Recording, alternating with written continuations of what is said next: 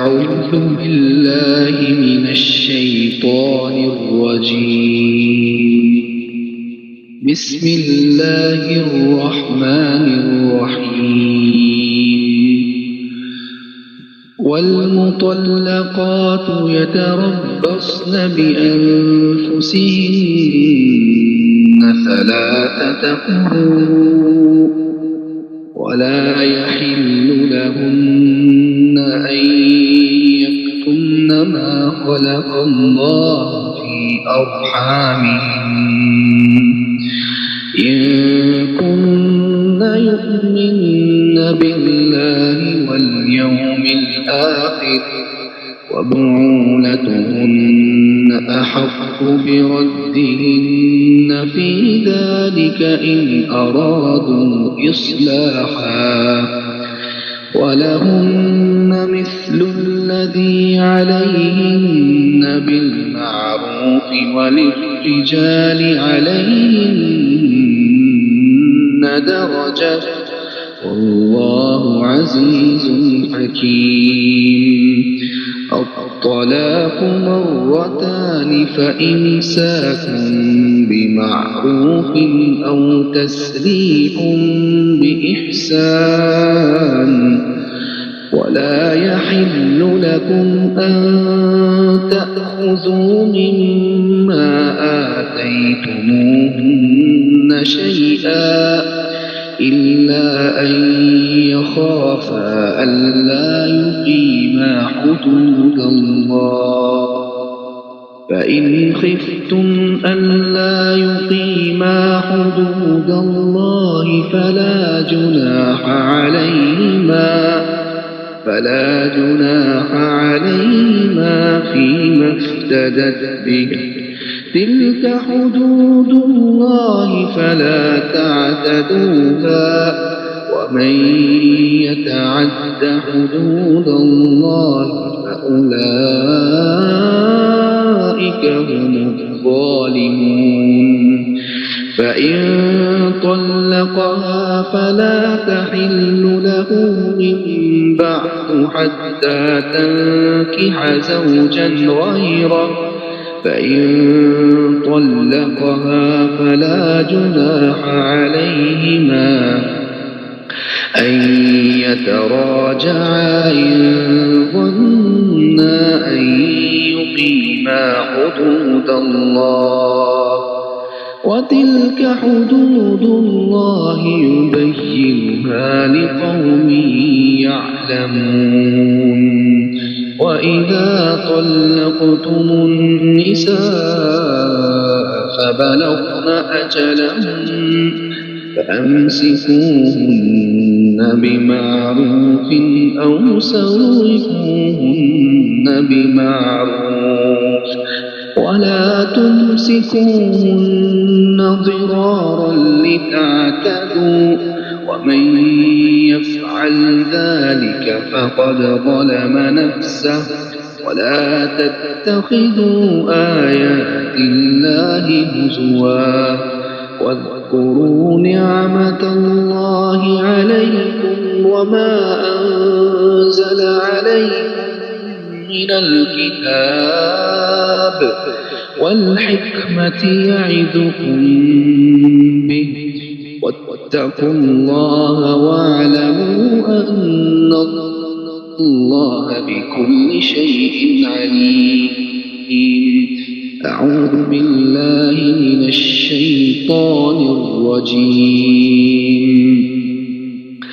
الله أكبر لا إله إلا الله والله أكبر ولله الحمد. الله أكبر كبيرا والحمد لله كثيرا وسبحان الله بكرة وأصيلا. وصل اللهم على محمد وعلى آله وصحبه وسلم تسليما كثيرا. بسم الله الرحمن الرحيم. سبحان ربك ربك رب العزة سبحان ربك رب العزة عما يصفون وسلام على المرسلين والحمد لله رب العالمين صدق الله العظيم. ماشاءاللہ، اللہ جل جلالہ. السلام علیکم وسیم بھائی. وعلیکم السلام سر جی. جی نعت سنائیے. صلی اللہ علیہ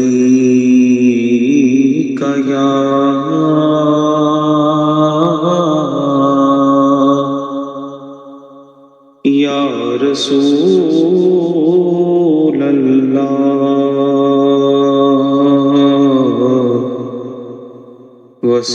وسلم علیک یا حبیب اللہ.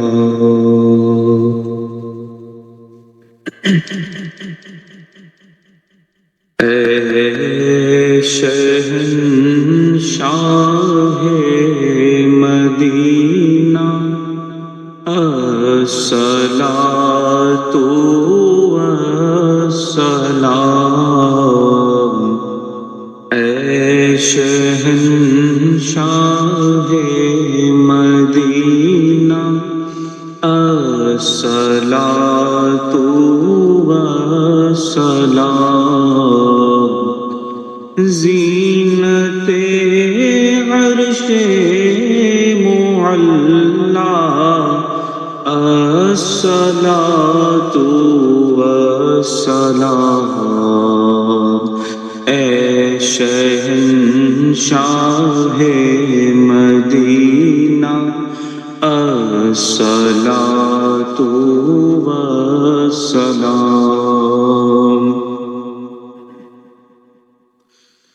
ربی ہب لی امتی کہتے ہوئے پیدا ہوئے. ربی ہب لی امتی کہتے ہوئے پیدا ہوئے. حق نے فرمایا کہ بخشا، حق نے فرمایا کہ بخشا. الصلاۃ والسلام.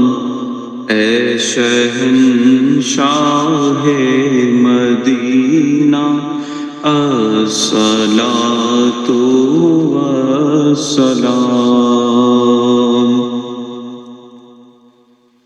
بدھ شکن آیا یہ کہہ کر سر کے بل بت گر پڑے. بت شکن آیا یہ کہہ کر سر کے بل بت گر پڑے. جھوم کر کہتا تھا کعبہ، جھوم کر کہتا تھا کعبہ الصلاۃ والسلام. اے شہنشاہ مدینہ الصلاۃ والسلام. اے شہنشاہ مدینہ الصلاۃ والسلام. زینت عرش معلی الصلاۃ والسلام. اے شہنشاہ مدینہ الصلاۃ والسلام. ماشاءاللہ ماشاءاللہ. الصلاۃ والسلام علیک یا رسول اللہ. الصلاۃ والسلام علیک یا حبیب اللہ. الصلاۃ والسلام علیک یا خاتم النبیین. اعوذ باللہ من الشیطان الرجیم. بسم اللہ الرحمن الرحیم. الحمد للہ رب العالمین الرحمن الرحیم مالک یوم الدین. ایاک نعبد و ایاک نستعین. اهدنا الصراط المستقیم صراط الذین انعمت علیہم غیر المغضوب علیہم ولا الضالین آمین. اللهم صل على محمد وعلى آل محمد كما صليت على إبراهيم وعلى آل إبراهيم إنك حميد مجيد. اللهم بارك على محمد وعلى آل محمد كما باركت على إبراهيم وعلى آل إبراهيم إنك حميد مجيد. اللہ اللہ اللہ. تو رحیم، تو ستار، تو غفار، تو ذوالجلال والاکرام، تو یا حی یا قیوم، تو ہی اول، تو ہی آخر، تو ہی ظاہر، تو ہی باطن. یا اللہ تیرا شکر، تیرا شکر، تیرا شکر. تو نے ہمیں مسلمان پیدا فرمایا، ایمان عطا فرمایا، حضور صلی اللہ علیہ وآلہ وسلم کا امتی بنایا، صحت عطا فرمائی، سجدہ عطا فرمایا. یا اللہ تیرا شکر، تیرا شکر، تیرا شکر. یا اللہ تو ہمیں ایسا بولنا اور ایسا سننا نصیب فرما جس میں تیری رضا شامل ہو، حضور صلی اللہ علیہ وآلہ وسلم کی اطاعت شامل ہو، محبت شامل ہو، عشق شامل ہو، اور یا اللہ اس پہ عمل کرنا ہمارے لیے آسان فرما دے. اللہ اکبر، اللہ اکبر، اللہ اکبر. اللہ تعالیٰ نے ہمیں ان بابرکت دنوں کی قدر عطا فرمائے. اللہ انسان اپنے گھر کی جیسے جیسے انسان غور کرتا چلا جاتا ہے تو یہ حج کے دن بڑے بابرکت دن، قدر والے دن، اللہ سے محبت والے دن، ذکر کی حقیقت والے دن، اور دلوں کو اللہ کی طرف پھیرنے والے دن. کل ہم نے ذکر کی محفل میں حج کے سفر کو سمجھنے کی کوشش کر رہے تھے. ہم نے بات کی حج صرف مکہ کا سفر نہیں، دل کا سفر بھی ہے. احرام کا پیغام یہ کہ اپنی انا، غرور اور دکھاوے کو اتار دے. لبیک کا مطلب یہ بندہ صرف زبان سے نہیں پوری زندگی سے کہے یا اللہ میں حاضر ہوں. پھر طواف کی بات کی. طواف صرف کعبہ کے گرد گھومنے کا نام نہیں بلکہ اپنی زندگی کا مرکز اللہ کو بنانے کا نام ہے. پھر ہم نے صفا اور مروہ کی سعی کو سمجھا کہ کوئی کوشش ضائع نہیں ہوتی.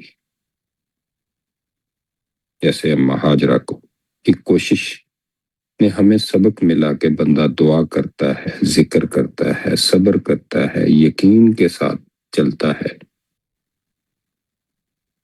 اللہ راستہ کھول دیتا ہے. عرفات اپنے آپ کو پہچاننے کا مقام، بڑا رکن. حاجی وہاں کھڑا ہوتا ہے، ہاتھ اٹھاتا ہے، روتا ہے، دعا کرتا ہے، اپنے گناہوں کو یاد کرتا ہے، اللہ کی رحمت کو پکارتا ہے. لیکن عرفات صرف ایک میدان نہیں، عرفات ایک آئینہ ہے. وہ انسان کو خود انسان دکھاتا ہے. میں کون ہوں؟ میں کہاں سے آیا ہوں؟ میں کہاں جا رہا ہوں؟ میرا دل کس چیز میں پھنسا ہوا ہے؟ میں اللہ سے کتنا دور ہو گیا ہوں، میں کس بات پہ ضد کر رہا ہوں، میں کن گناہوں کو معمولی سمجھ رہا ہوں۔ اور یہی عرفات کی روح ہے۔ انسان جب اپنے آپ کو پہچان لیتا ہے تو پھر اللہ کی طرف پلٹنا بڑا آسان ہو جاتا ہے۔ جب تک بندہ اپنے اندر کی بیماری کو بیماری نہ سمجھے، علاج شروع نہیں ہوتا۔ جب تک انسان اپنے غصے کو غصہ نہ مانے، اپنی انا کو انا نہ مانے، اپنی غفلت کو غفلت نہ مانے، اس وقت تک دل نہیں بدلتا۔ غور کریں، یہ ذکر کی محفل بھی ہمارے لیے ایک چھوٹا سا عرفات بن سکتی ہے، جہاں ہم کعبے کے سامنے تو نہیں بیٹھے، لیکن اللہ کے نام کے سامنے بیٹھے ہیں۔ یہاں ہمارے جسم احرام میں نہیں، مگر دل عاجزی کے لباس میں۔ یہاں ہم عرفات کے میدان میں نہیں، مگر اپنی کمزوریوں کو پہچان سکتے ہیں۔ یہاں ہم ہاتھ اٹھا کے کہہ سکتے ہیں، یا اللہ، میں نے اپنے آپ کو بہت مضبوط سمجھا، مگر میں بہت کمزور ہوں۔ یا اللہ، میں نے لوگوں کو قصوروار سمجھا، مگر میرے اندر بھی کمی ہے۔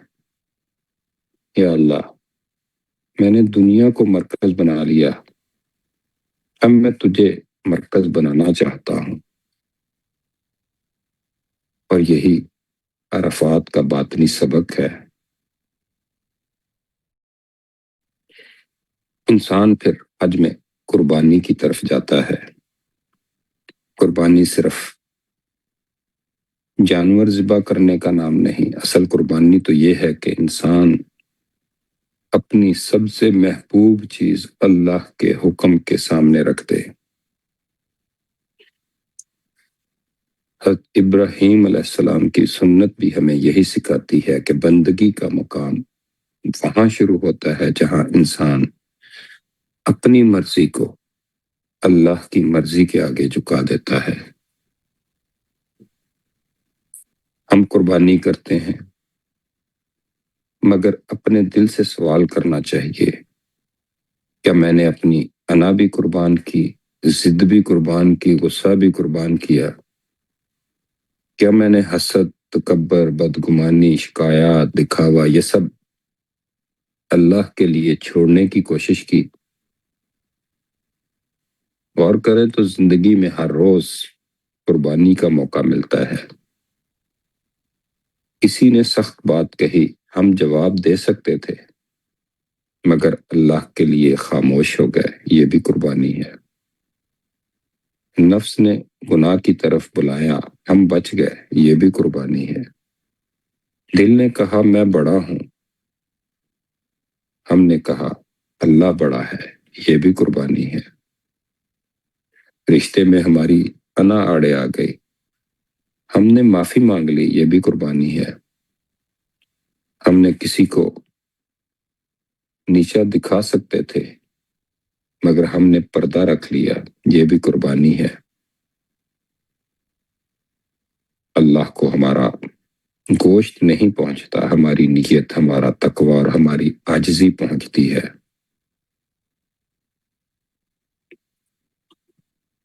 غور کریں تو حج کا پیغام ہی یہی ہے، عرفات میں اپنے آپ کو پہچانو اور قربانی میں اپنے نفس کو اللہ کے حکم کے آگے جھکا دو۔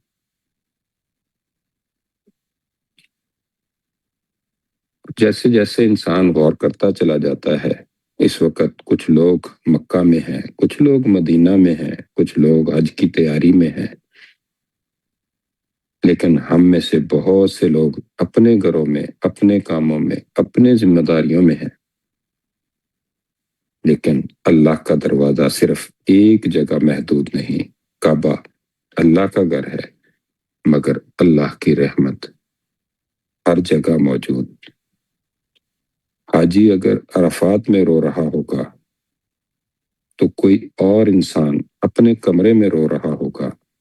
حاجی لبیک پڑھ رہا ہے تو کوئی اپنے دل میں کہہ رہا ہے یا اللہ مجھے بھی بلا لے۔ حاجی طواف کر رہا ہے اور کوئی ذکر میں بیٹھ کے اپنے دل کو اللہ کی طرف کر رہا ہے۔ اللہ دلوں کو دیکھتا ہے۔